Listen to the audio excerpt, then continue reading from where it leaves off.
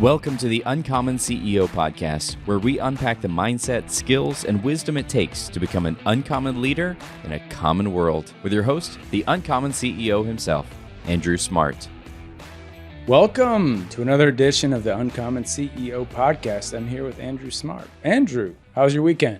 Matt had a great weekend. First, I'm glad to be back with you. Yeah. We do these podcasts on Mondays. Mondays are my favorite day of the week. They weren't my favorite day when I was a kid. Mm-hmm. They're not my children's favorite day. It was not for my children this morning either. Yeah, So, yeah, understood. But it is my favorite day because Mondays are a day to start fresh, to come in and start new. You get an opportunity at the beginning of the week to take this whole week of challenges and make something with it, and you get started on Monday. So if you come in with the mindset of this week as an opportunity, then you got a whole week to achieve on those opportunities. Yeah, Monday's a good strategy day of the week to kind of lay out what's in front of you, how you're going to tackle it, what's new and what's changing, and then react. Exactly. Hope all's well with you and the family. All's well. Just had a good weekend. Finally, it's that time of year where the yard's changing and things are coming back to life, so it's always exciting. We got outside a good bit over the weekend. It was nice to have sunny, mid-50s weather to just be outside in. So You grew up north, right? yeah, it was way different for sure. I remember feet of snow definitely out back in Michigan as opposed to inches of snow. But this is probably the first winter we haven't gotten snow in a while, though. Those people are conditioned for the circumstances of their environment. Mm-hmm. Bring them down south. Let's get into August and give them a little heat and humidity, and let's see how they respond. No kidding. That's a whole different thing. It's funny. We were outside just at a local place that has outdoor dining and all that.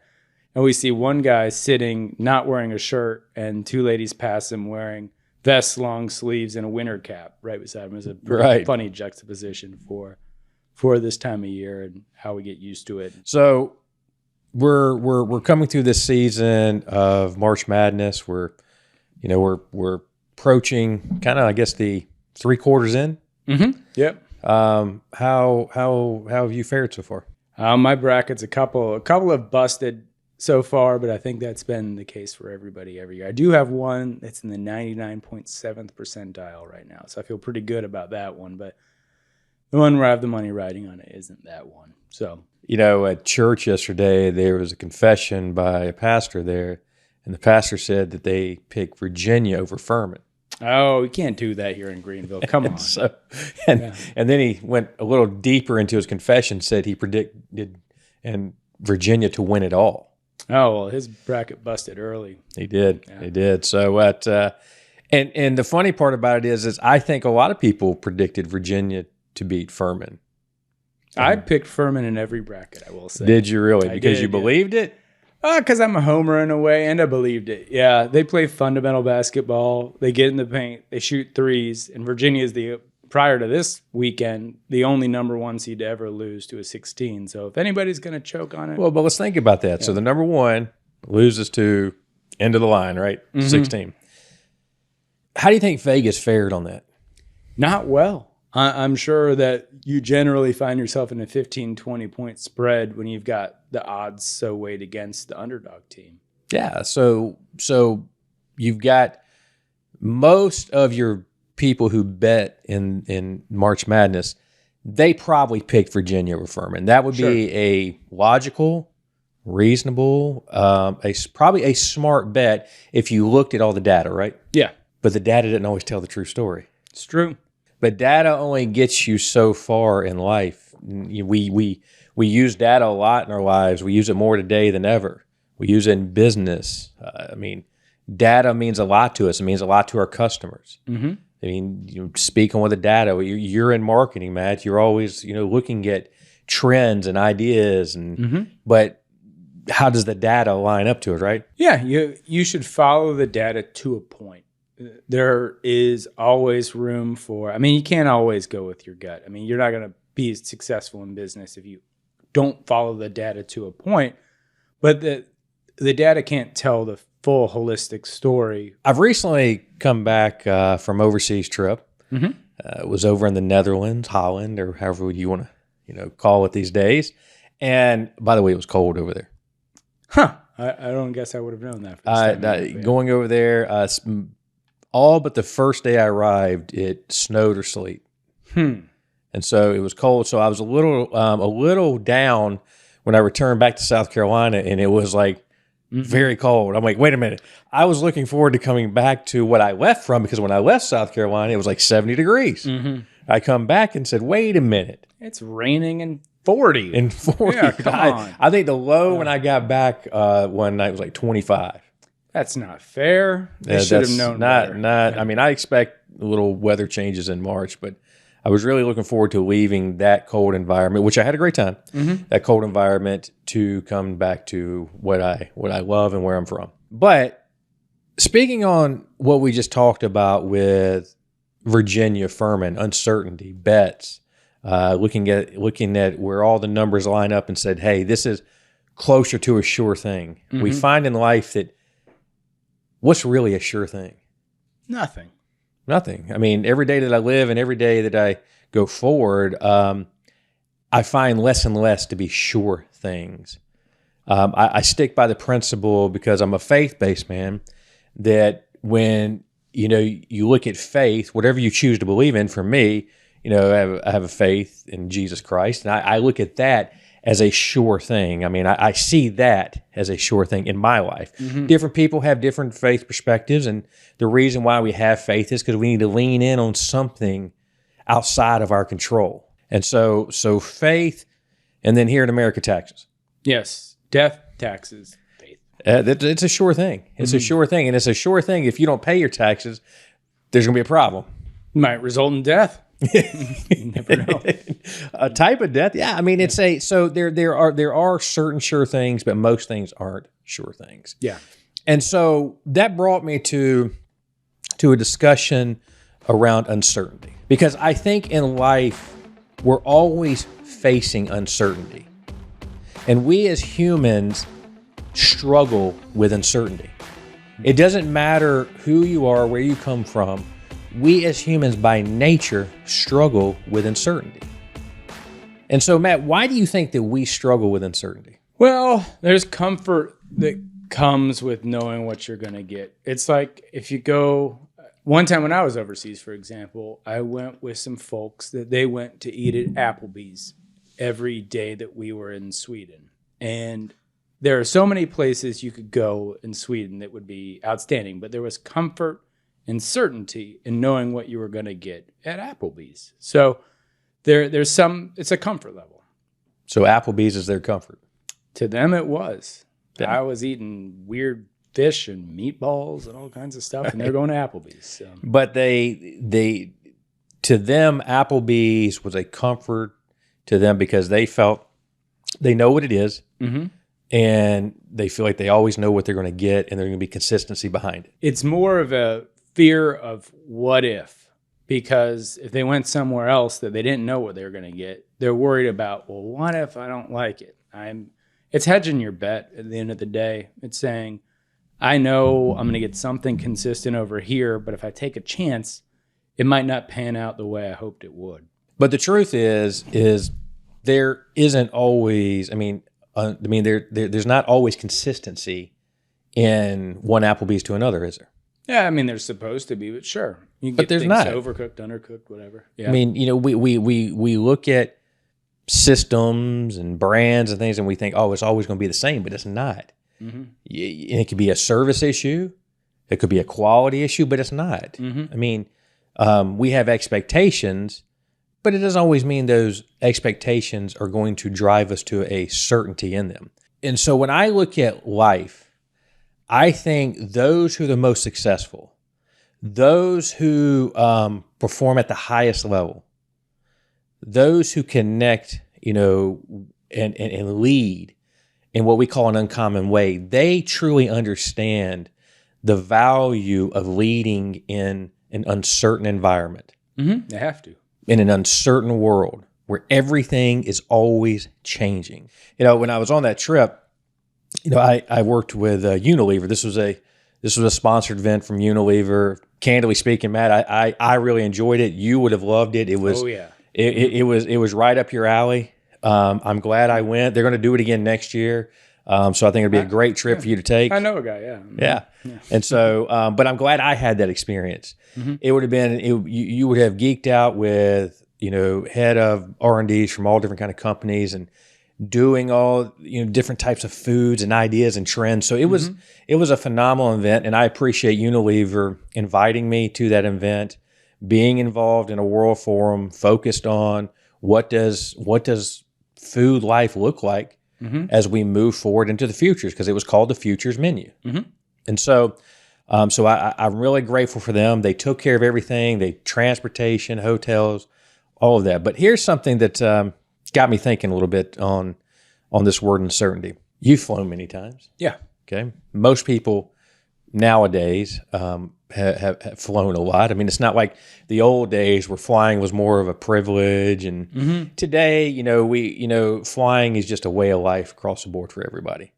But what you experience when you travel and flying is you have set times for travel. You have set times that a plane's going to arrive there and it's going to take off and it's going to get there. And when you walk into an airport, you have already walked in with a preconceived mindset that you are going to get where you're going to get on time, right? Yeah, because often there's another on-time departure waiting for you there. But how often do delays happen? Pretty often, more so over the last 10 years than I've ever seen. You look at just the last year alone, there's been shortages of pilots. There's been, they've had different kind of cost scenarios that have created situations. I mean, it is today, I think that's a huge struggle in our aviation world. And so, but I walked in with a mindset that plane's going to be on time. It's going to arrive on time and I'm going to get to where I need to go. And here's the deal. I did. But not everybody in the airports that I went through experienced the same experience I went through. And have you ever had a delayed flight? Oh, yeah. Okay. Oh, yeah. Canceled flights, all that stuff. Canceled, delayed flights. And here's the interesting thing about that. So you go in there and what becomes the problem? Okay, when you go in and you see, okay, I got to get to Atlanta for a connecting flight. And I'm waiting for my flight and you see it's delayed. What starts happening in your mind there? Oh, you start to spiral into worry. What if I miss my flight? Is it going to be on time? One delay usually leads to a further delay. When they say your flight's 20 minutes delayed, you might as well assume your flight's 2 hours late. Well, your flight's delayed 40 minutes. Then all of a sudden they come back and they're like, looks like it can be an hour and a half. Okay. In the window of uncertainty, you have anxiety. Yeah. Because you're looking at, well, wait a minute, I got to get to Atlanta. And then I've got to transfer. I mean, how long is that going to take? Okay. Because you don't know where you're going out of Atlanta. And so you're looking at that window gap of time is narrowing, right? And so for a period of time, looking at that, you're dealing with the mental pressure of the uncertainty of the situation. Now, what happens when they come and tell you, sorry, your plane's going to be delayed 3 hours, and you already know now you're not going to make your transfer? You have to plan around it. There's a little bit of certainty added to it, but it's, I think a lot of certainty is added to it, because now you've moved past anxiety. Can I make this transfer? Can I get to this other plane? Now you know the situation. Yeah, you look for alternatives at that point. Yeah. And you start making decisions based on the situation. But when you're in that uncertain situation, you don't know how to act. Yeah. You don't know, should I book a car? Should I look for a different connecting flight? Because you don't know if you're going to make it or not. And so I want to dive in on that uncertainty. Here, when we talk a lot about leadership and we talk about the world and environments that we live daily, we're constantly managing uncertainty. We're constantly working through ever-changing environments, circumstances. At any given day, in any given time, I know that something can come at me that I didn't expect nor predict. And those create an uncertainty emotion that I have to work through in order to move us forward. Okay? And so I want to talk about, what are some of the steps of uncertainty? What does a good uncommon leader do when they are faced in a time of uncertainty? You know what the first step they do is? I don't. I mean, a good uncommon leader, I mean, they probably take stock of the situation to start and, kind of get here's where I am and here's at least some ideas to get going off of it. To be an effective leader and to be uncommon in an uncertain situation, the leader's got to be visible. Now think about that. Let's go back to anxiety. Anytime you have a situation, anytime, whether it's a family, business, or it's a government, when we face uncertain times and we don't see our leaders present, what does it do to us? Oh, we immediately lose confidence. You get more worried about the situation because if your leader isn't visible, present, etc., it inspires you to lose confidence in them. Yeah. When you don't see leadership in times of uncertainty, it stokes fear. It elevates anxiety, okay? It's what I've said many times and said on this podcast. You don't find leaders in the laid-back, lazy river times of life. You find leaders in the dark storms, the difficult waters, the uncertain situations. It's what I've said from a historical standpoint of George Washington. His greatest leadership of the Civil War wasn't because of the battles he won, because he lost more than he won. What his leadership is when you had a dark, miserable winter at Valley Forge, and you had him with his men, with his troops, standing beside them in the most desperate situations where it was going to be either we're going to come through this, succeed, or fail. It was because the gap between success and failure is small. That's what a lot of people don't recognize, that it is in times of uncertainty that gap is small. I mean, we think that there's some type of big gap between success and failure, but it's really not. And so you find leaders who are visible during times of uncertainty. And those are the ones that, and here's one of the problems behind that too. Because you can find leaders who like to be visible, okay, but they're not really strong leaders. Yeah, they're just in it for the visibility or the vanity that comes with being visible. But let's stick on to another historical character. Adolf Hitler was visible in a time of uncertainty. Yeah, no kidding. I mean, he capitalized on the Germans during a depressive time, during a time where they had come through World War I. We had the Great Depression. It was a very down time, so he capitalized on misery.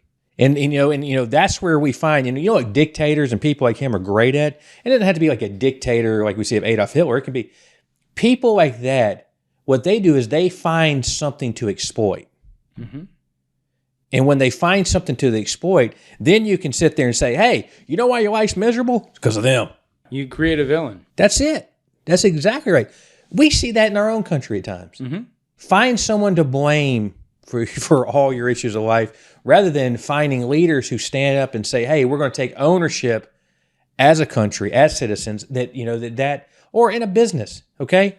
We all got to come together, take ownership. We got to be visible. But here's where I'm going to the second point. So we said visible.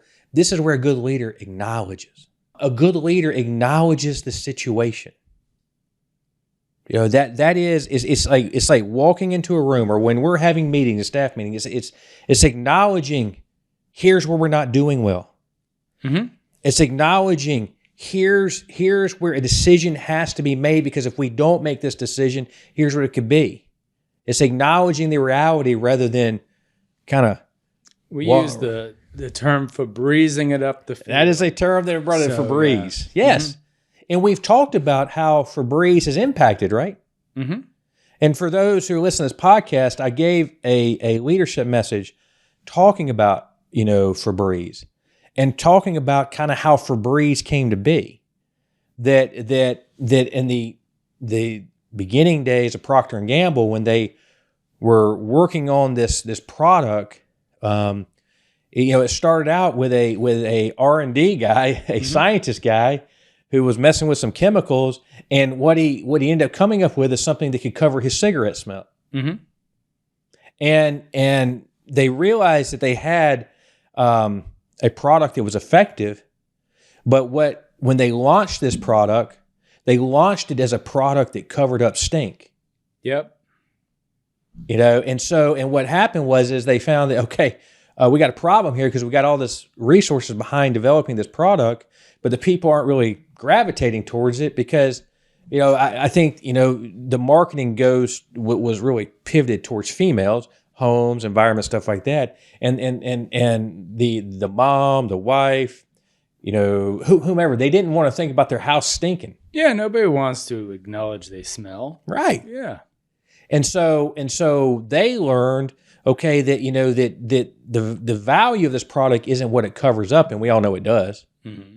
Okay. We know it does. But what they learned was through a lot of research that they found this woman who had cleaned her house, then she Febrezed. Mm-hmm. Because so they saw, okay, wait a minute. Febreze becomes a value added feeling towards something. It becomes not to cover up, it becomes a value add. Mm-hmm. Like something you do to reward yourself after a successful cleaning. Exactly. Mm-hmm. And that's exactly what they studied.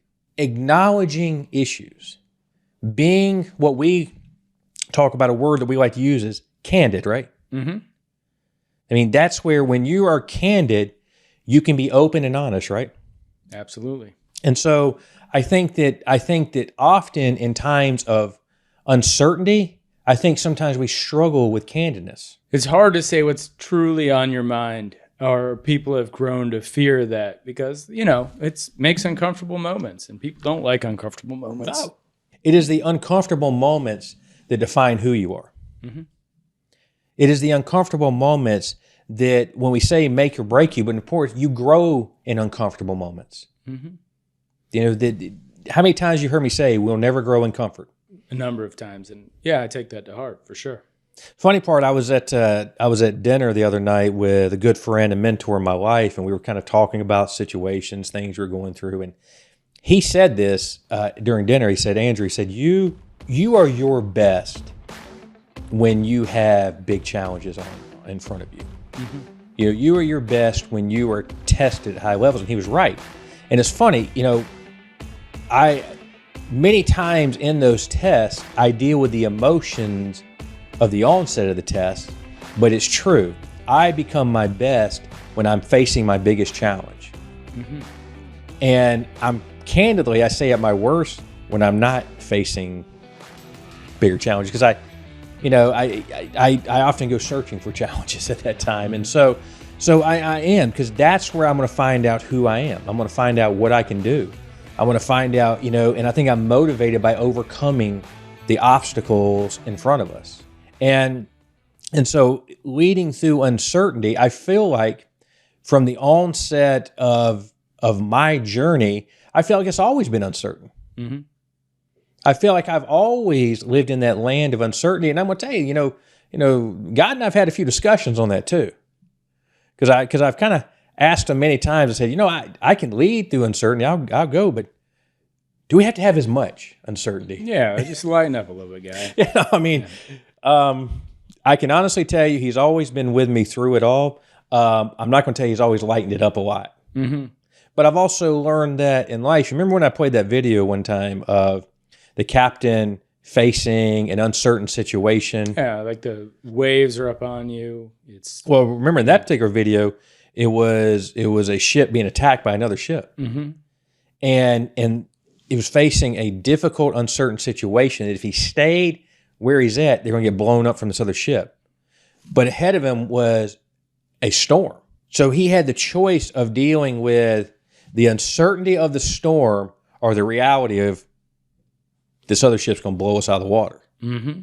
And so he led that crew into a storm, dealing with all the uncertainty of the storm, because I've either got to face uncertainty or the reality of what's behind me is going to kill me. Mm-hmm. And so he did, and we walked through that whole storm scenario, and we saw decisions that had to be made, because here's the deal. When you're in a storm, you have to make decisions decisively. Yep. You can't hesitate. I've said this many times. Hesitation gets you killed. Every time I've hesitated, something has happened to me that I could have avoided happening if I'd have made a damn decision. Mm-hmm. And so too often we hesitate in that decision because uncertainty causes hesitation. I mean, it is. I was working with my son recently. He's playing flag football this spring. And I was talking with him after the first game, and I said, Drew's a processor. He's a thinker. I mean, he's and he wants to process, think through, make sure he's following all the rules of engagement right. And I told him after the game, I said, Drew, first, I'm proud of you, being out there. And we talked through the good and bad of the game. And I said, Drew, here's where I want you to work in your mind going into the next game. I don't care if you make a mistake. I don't care if you drop a pass. I don't care if you miss a flag. Mm-hmm. I said, what I want you to do is just attack. Just attack. If you miss the guy, miss him, but miss him with everything you got. If you miss a ball, don't think about it, just go for it. Yeah. Don't sit there and overthink the situation. In sports, that's a first thing to get over because the fundamentals you work on, but having that mindset of attack is critical. Sure. And so when you're in an uncertain situation, you have to attack the situation. You have to move forward and you have to make decisions.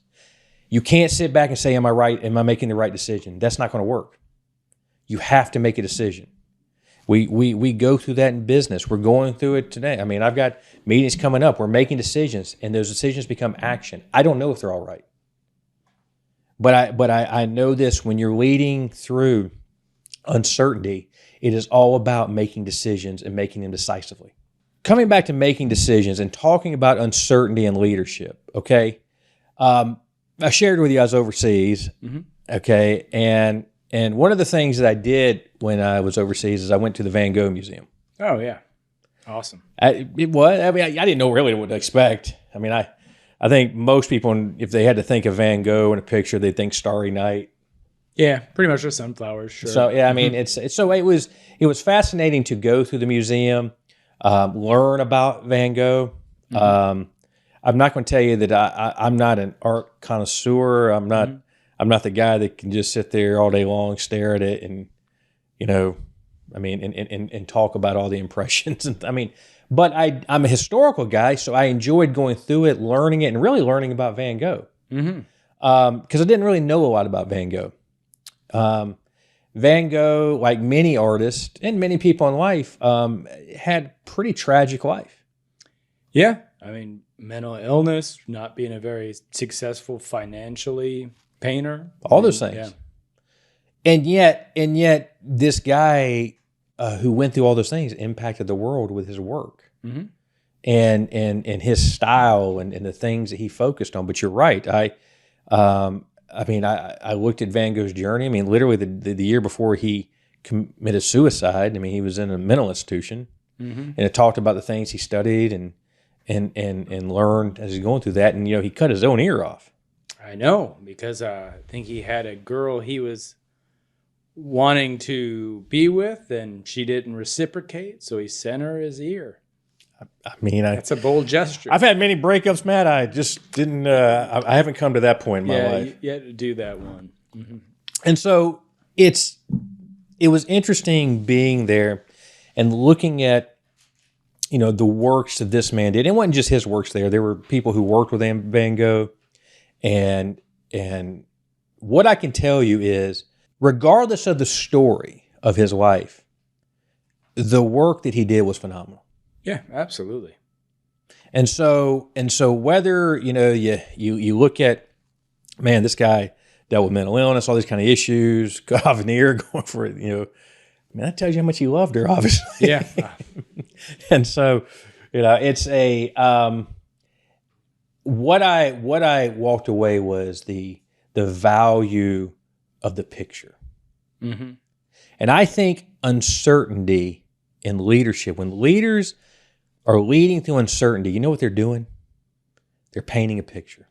They're making a choice in front of whomever they're leading, and they're painting a picture. And it's a choice of what they want to paint there. Because I think you can find leaders in any given situation of uncertainty. You'll find someone who paints a beautiful picture forward.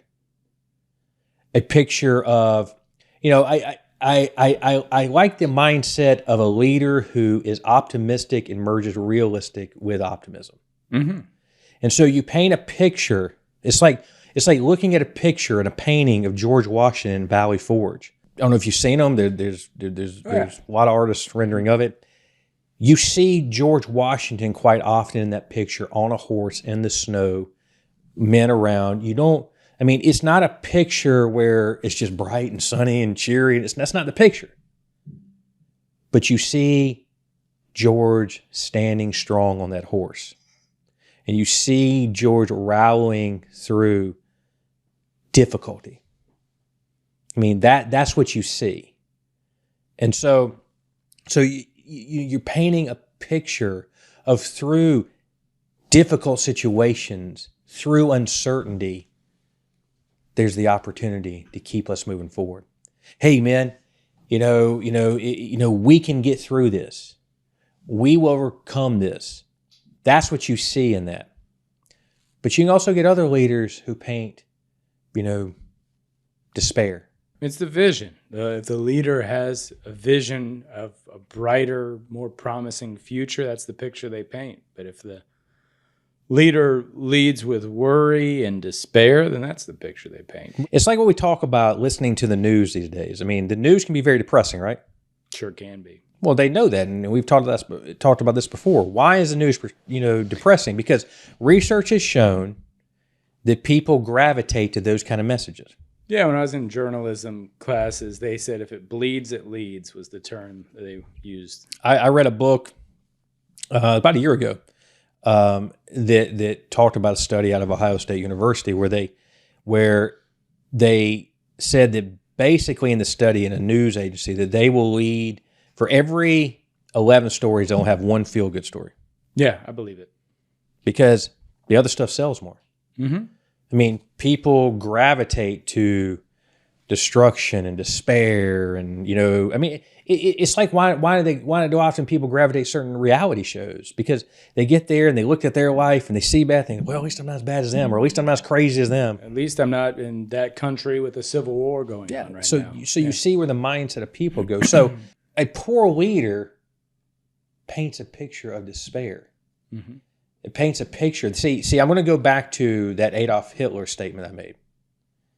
Okay, leaders stand in the midst of difficulties and they understand what sacrifice is.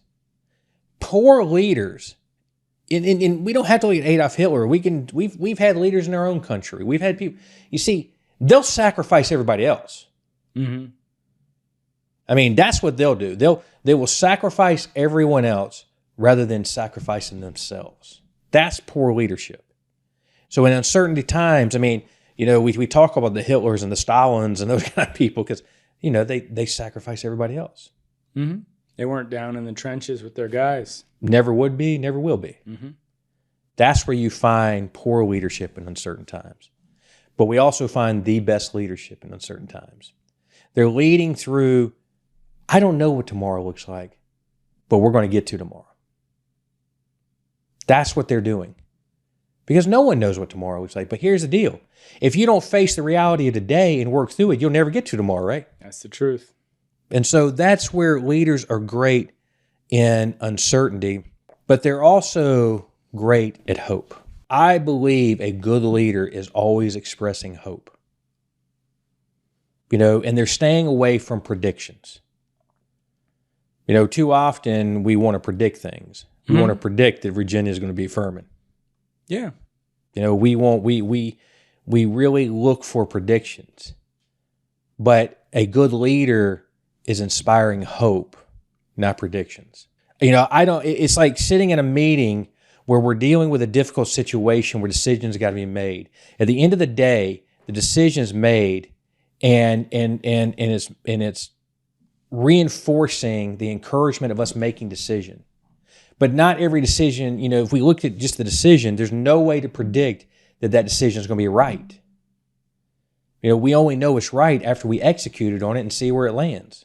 Mm-hmm. And hindsight's always 2020. So, yeah. I mean, and so when you've heard the statement that, which I've used many times, that hope's not a strategy, well, hope's part of the strategy. Because if hope's not part of the strategy, what do you got? Well, despair again. Yeah. Yeah. Don't all of us in uncertain times, don't we want hope? Sometimes that's all we want in uncertain times. Yeah. We want hope. You were with me through COVID. Mm-hmm. Okay. And we led through, made decisions. And wouldn't you say COVID was an uncertain time? Every day was uncertain during COVID. Every day. Mm-hmm. And the funny part about it is we're not that far removed from it, but at times it does seem like a long time ago. Sure does. It's still going on, It is, but it's a way of life now. Yeah, exactly. So we have taken something that was so uncertain that we didn't know anything about. Now we have knowledge, now we have experience, and it doesn't affect our routines of life anymore. That's part of the traveling. I mean, when I first was able to travel after COVID, and you might have had, everybody wore a mask on a plane. Oh yeah, it was way different. It sucked. Mm-hmm. And so now we don't have that anymore. And why? Because we've worked through the uncertainty of what this is. Mm-hmm. It didn't take the reality that what you just said, it still exists. But once you've come through the uncertainty, it's like we talked about, when we've become certain the plane's not going to make it on time and we're not going to make our transfer, you start moving in a different direction. And so that's where good leadership, uncommon leaders lead with hope. And so while hope isn't the strategy, it is part of the strategy. And if you don't have a strategy that has hope behind it, whatever you've decided on is not going to work because nobody's going to believe in it. So Matt, that's where I see where great leaders lead through uncertainty. They take the situation and they build on those thoughts that I just shared with you, that uncertain times are always going to exist. It's COVID one day. It's a banking deal, we talk about today, which candidly will probably lead into some other financial issue. That's the thing of uncertainty. There's nothing secure. It's like putting your money in a certain investment in the market. Well, guess what? It's great today. It's not tomorrow. There is nothing. Those banks that I'm bringing up that, went down. So what did they do? They moved all their money into treasuries and bonds. Mm-hmm. Okay. They thought this was a winner. Well, guess what happened? Interest rates went up and all of a sudden, they're in a liquidity issue. Mm-hmm. Because nothing's certain when it comes to that. But what has to be certain in uncommon times is leaders who are decisive and lead with hope. It felt like today that you touched on 4 specific pieces of information of how to lead during uncertainty. You want to recap those real quick? These will be the 4 plays that get you into the end zone. First, it's like I told you, when you're leading through uncertainty and you're a leader, people got to see you. Mm-hmm. It can't be like, where is he or she at? They need to be able to see you, because the first part of getting through that is knowing that person's in it with you. Mm-hmm. That is critical, to the beginning stage of anything. Because if the leader's not there, and here's the funny part, there's many examples of that. Many examples. That's where you see, it's like going back to some of those bank deals. CEO, where'd CEO at? Where they tuck tail. Then it's about acknowledging the reality of the situation, not sugarcoating it, not doing acknowledging it. Because once you know how to deal with it, that it's kind of like one of our colleagues, in Monroe. It was about, I guess it's almost a year ago, a little somewhere in the time frame, was diagnosed with cancer. Okay, and a pretty devastating news on what type of cancer it was. Okay, when you first receive that kind of news, you're dealing with uncertainty, right? You're dealing with the emotions of uncertainty and fear, and your mind's going all over the place. Okay. But what you look at and what you study, and I've talked with them, it's once you have gone through that emotion, now you're acknowledging the reality of your situation, right? Mm-hmm. It's like the stages of grief happening there. Yeah. So you're acknowledging, okay, I have whatever cancer it is. Once you've acknowledged it, what are you doing? You can start planning around it. Yeah. You've accepted the fact that you have a problem to solve. Now it's time to solve it. And you begin working with your team, in that case, doctors, and you start painting a picture, right? Yeah, absolutely. You start building a plan. And what was funny about, his name's Kenny, and you know Kenny, in that particular plan, the initial hit was, this is an extremely devastating cancer, this is terminal. But once he's surrounded with the right team, acknowledged the situation, developed a team around him, then the picture they started painting that I think is fascinating, because while they took tools we had, what those tools needed was hope that goes beyond, what they're going to use. And it was just last week I was talking to Cordariat about Kenny and the situation, and he's got one more treatment, but every time he goes to the doctor and the message you get back, he's always praising the doctor for the work, and he goes, Kenny, honestly, it's not me. Mm-hmm. There's a bigger force behind this than me. And that's where that hope lies. Yeah. I think it all comes down to that hope, because the picture's been painted. Okay, if you go to the onset of that Kenny deal, because when the news was first placed, if we live on just predictions, his prediction is probably he's not here today. Oh, yeah, absolutely. I remember that. Mm-hmm. Yeah. So guess what? Predictions versus hope. I'll take hope every day. Hope tells me I can get to the next day. Mm-hmm. Hope, working with a team, motivated in these difficult situations, committed to the decisions, but have a belief in them, gets me to the next day. Mm-hmm. Absolutely. And it'll get me to the day after that. So here's the deal. When you're in uncertainty, as a leader, you have to always have hope.